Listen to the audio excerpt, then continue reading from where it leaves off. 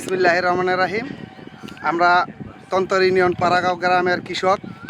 আমাদের আলু চাষে অনেক টাকা ব্যয়বহুল খরচ হয়, কিন্তু আমরা আলু বিক্রি করার মতন অত টাকা পাই না।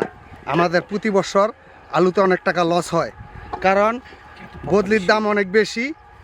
একটা গৃহস্থে 30 জন 40 জন করে বদলি খাড়ায়।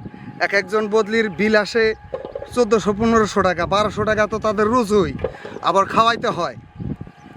তাই সরকার যদি আমাদের কৃষকের দিকে একটু তাকাইতো, তাহলে আমাদের অনেক উপকারিত হইতো। এই বলে আমি আমার বক্তব্য শেষ করছি। বলেন। হ্যাঁ, আমরা খুব বিপদে আছি। আমরা মনে করেন যে 1400 টাকা একটা রোজ বদলির দাম, মানে আলু উড়েলে আমরা লসে পড়ে যেতেছি। আলু দাম বিকায় না। আলু কয় 500 টাকা, 480 টাকা। এই আলু নিয়ে কোনো লাভ হবে না, উড়েতে আর মনে চায় না। আপনারা কি করতে চাচ্ছেন? কি করতে মানে যদি বাইরের সাথে কোনো একটা বাইরের সাথে যদি একটু করতো, সরকার যদি একটু আমাকে সহযোগিতা করতো, বাইরে আলু পাঠাইতো, তাহলে আমরা একটু উপকৃত হইতাম, আমরা আলুর দাম পাইতাম। হ্যাঁ, আপনারা দেখতে পাচ্ছেন মুন্সিগঞ্জের শ্রীনগরে মুন্সিগঞ্জের আলু দেশব্যাপী অনেক বিখ্যাত এবং সুস্বাদু। মুন্সিগঞ্জের আলু এখানে মানে মাঠের পরে মাঠ আলু চাষ হয়। আপনারা দেখতে পাচ্ছেন জমি থেকে বিভিন্ন কৃষি শ্রমিক আলু তুলছে।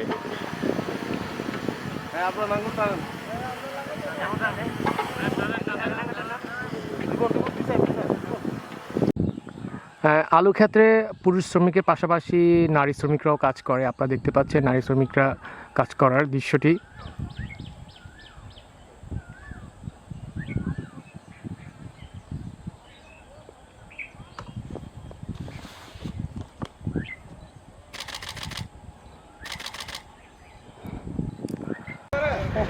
আপনারা দেখতে পাচ্ছেন আলু নিয়ে জমি থেকে আসছে ওনারা একসাথে অনেকজন।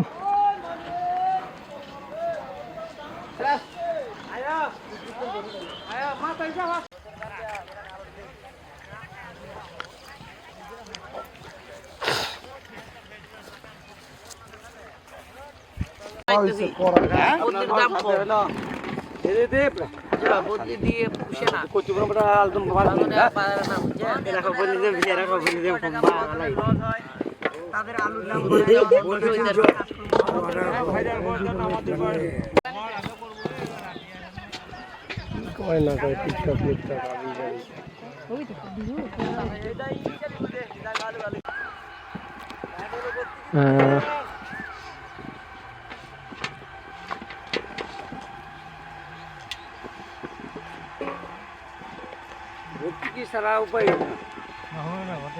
2000 টাকা সারের মূল্য কি?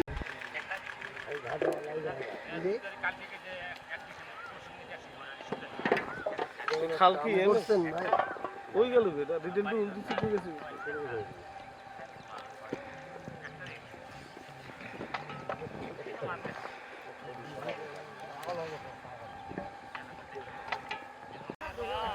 গ্রুপটা থামাইতে পারলে ওই যে যারা মাছ করে না, ওই ছবিটা ভালো।